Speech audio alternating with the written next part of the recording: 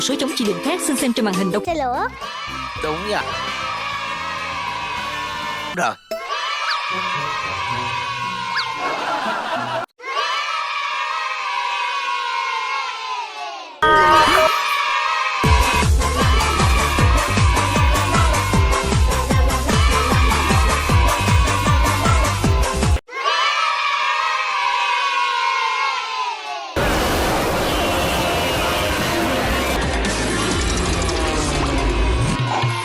Cũng đẹp nữa.